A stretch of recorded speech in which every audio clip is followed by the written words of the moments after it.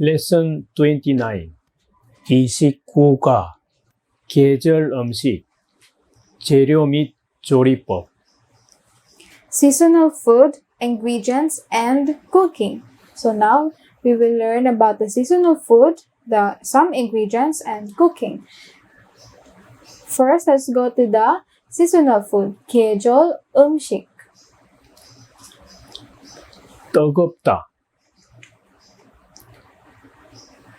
뜨겁다. Hot. 뜨겁다. Hot. 차다, 차갑다. 차다, 차갑다. Cold. 차다, 차갑다. Hot, 뜨겁다. Okay, pwedeng tsada or tsagapta. 여름 음식, 삼계탕, 삼계탕, 삼계탕. Ginseng chicken soup. Okay, for summer food, yorum. Madalas kinakain pag yorum. Kapag summer, first ay samgyetang or the ginseng chicken soup. So yung samgyetang or the ginseng chicken soup, meaning it consists of primarily of a whole young chicken. So buong manok. Okay? Whole chicken filled with garlic, rice, and some ginseng. Okay? So it's a traditional soup for body health.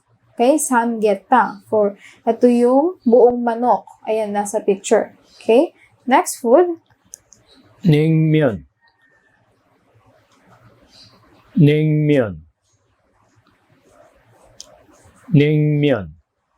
Cold buckwheat noodle. Cold buckwheat noodle. Okay? Naengmyeon.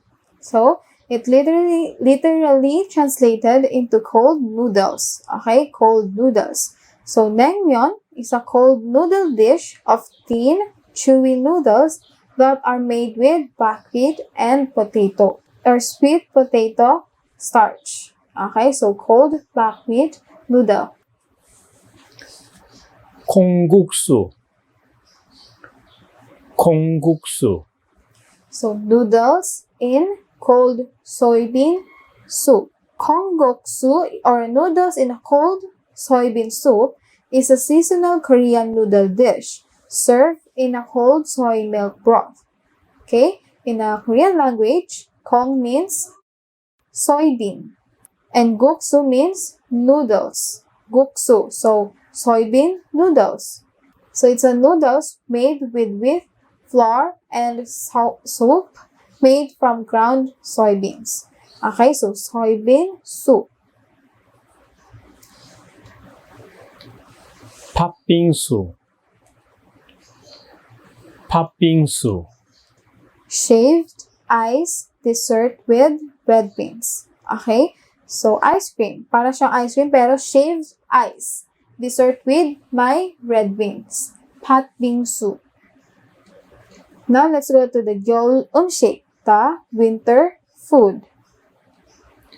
팥죽, 팥죽. Red bean porridge.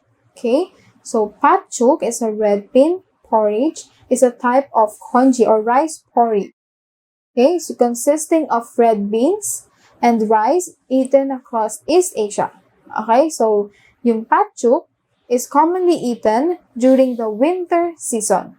겨울 음식. Kaya nga siya nandito sa 겨울 음식. Kasi kinakain siya sa kapag winter. Okay? 군고구마, 군고구마. Roasted sweet potato. Okay? Roasted potato. Okay? Roasted potato. 찐빵, 찐빵. Steamed bun with red bean paste filling.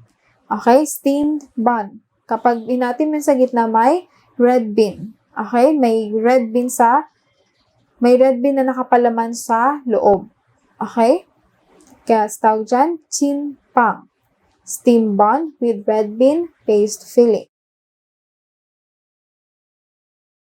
호떡, 호떡, Pancake stuffed with brown sugar. Okay, it's a pancake na mayroong laman na brown sugar. Makikita mo to sa mga streets. Kasi ito ay pancake stuffed with brown sugar.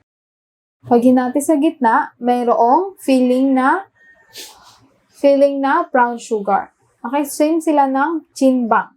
Kapag hinati sa gitna, may red bean paste sa loob. Okay, parang may palaman sila sa loob. Okay, hindi lang sila basta pancake. So, meron silang nilalagay sa loob na brown sugar. Okay? So, ayun yung mga seasonal food in Korea. Now, let's go to the grammar, un. So, un modifies a noun that comes after adjective. Okay? So, when the stem of an adjective ends in a vowel or its final consonant, real, n is used. When the stem of an adjective ends in a final consonant except for real, n is used. Special case kapag it and op are followed by n. Okay, pag ita, okta, ang kasunod niyan ay n. Okay, kapag hindi naman, n. Okay, so ito'y naiiba sa topic particle na n at n. Okay, so itong n ay ina-attach sa adjective to describe a noun. Okay? So, let's see some examples. Ito, 작다 means small. 작은, 작은 책상. Okay? Small desk. Okay? In-attach siya sa adjective. 작은, 작다, small. 작은, small desk. 책상 plus a noun. Okay? So, ito ay naka-attach sa isang adjective para i-describe a noun. Okay? For example, small hand. Ito, small table. Okay? Big buildings. Or a pretty flower. Okay, let's try that pretty flower. 예쁘다. Pretty. 예쁜 꽃. Pretty flower. Okay, 예쁜 꽃. Okay? So, 작은 책상, 예쁜 꽃. Okay, remember, ang n ay minumodify yung noun. So, naka-attach sa adjective to describe a noun. Okay? For example nga, ito, 작다, 작, adjective, small, plus the n, 작은 책상, plus a noun. Okay? 작은 책상. You are describing or modifying the noun. Okay? Basta remember, modifies a noun. That comes after adjective. Okay? 은 or 는. 작은 책상, 예쁜 꽃. So, let's see this example.